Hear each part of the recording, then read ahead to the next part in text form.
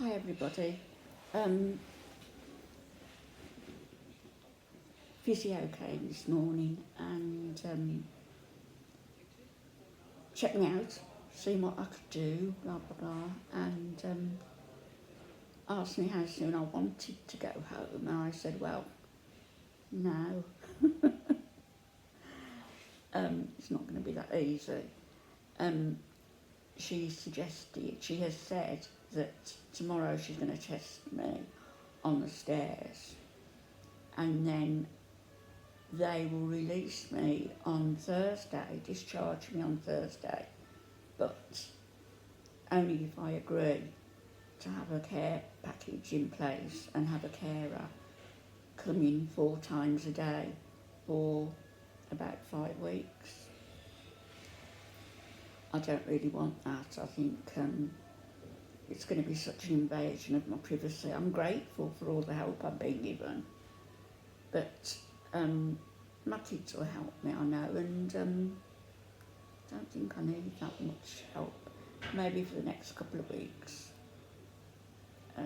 It's going to be a bit difficult, but it should get easier thereafter. So I said I didn't want anybody in 4 times a day, just didn't. That morning, lunchtime, tea time, bedtime. So she's brought it down, she compromised to 3 if I agree to 3 times a day. Otherwise, they won't discharge me, I suppose. So I've agreed to 3 times a day, and we'll see how it goes. So I'm happy about that, really. People have asked me to give my opinion on what's going on with Life by Jen, who is also in hospital at the moment. Different entirely situation to me. She went in with abdominal pains, and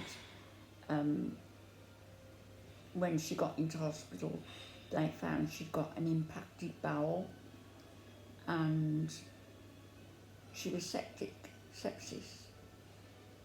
Now Jen, when she was weighed a month or so ago, I believe, was 621 pounds,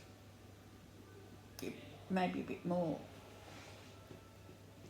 So a 621 pound morbidly obese woman with sepsis and impacted bowel and other complications which she didn't enlighten us about.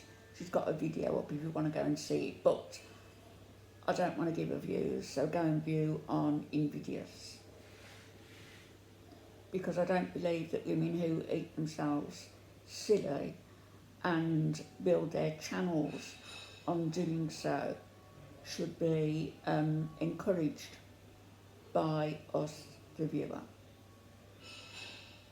So a lot of people have put videos out about her. I'm not going to slam into her too much, but I will say this.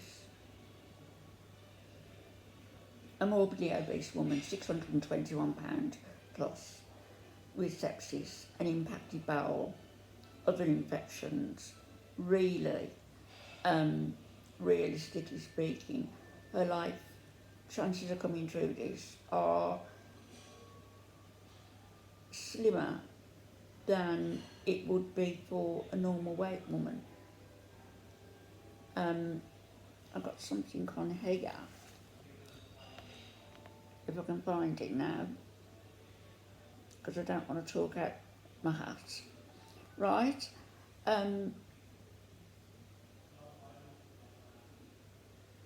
obese women are at a 7-fold higher risk for infectious diseases death, compared to normal weight women. Let that sink in. 7 times more likely to die than a normal weight woman. Now people are saying that her living boyfriend is slipping her food in. If that's what's happening and he's bringing her food in, he's killing her, basically. and she's been complicit in that. I understand people eating through reasons of depression as well, but not to get to that weight, and not once they've got to a certain level where it's life-threatening to carry on doing what they're doing. When Jen first started her channel, her mother, I believe, lived downstairs from her, and she was going up every day to feed Jen. And Jennifer has admitted this in a long ago video, whether it's still around I don't know, but she admitted that if her mother didn't bring her the food that she was insisting on, she would get physical with her mother. Not only verbal, she'd get physical with her. Imagine that, sort of almost driving her mother into an early grave because of her obsession with food. Her mother, I believe, had Parkinson's disease, as my husband did, but she had Parkinson's disease, she was elderly, and to have a daughter beating up on her because she wasn't getting her the food that she wanted, just driving her into an early grave. And now, if she's got a boyfriend who she's insisting on bringing her food in and getting verbal with him over it, then, she's complicit in her own demise. I don't see it turning out well for her unless she sees the situation as an opportunity. I've just written this on a page, as an opportunity to get a life, probably for the first time ever. She's never worked, she's never done anything. All she's done is eat. So she's had no life.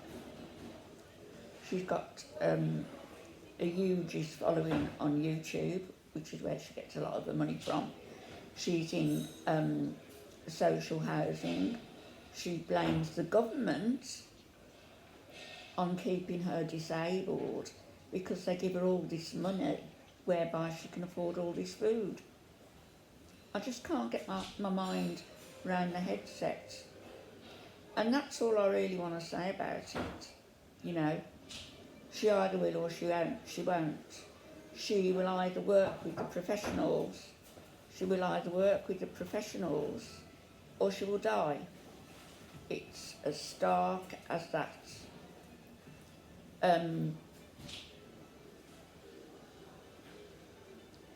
There's certain states that won't actually take her,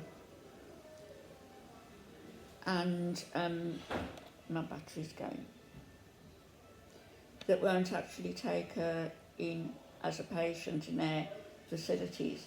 So she's very lucky to be where she is. All I'd say is work with the professionals. You've got them on your side. But if you get your boyfriend bringing food in, you'll find that on side, and that help is going to be withdrawn from you. And then, where will you be? I'll be back later, probably. Okay, bye-bye.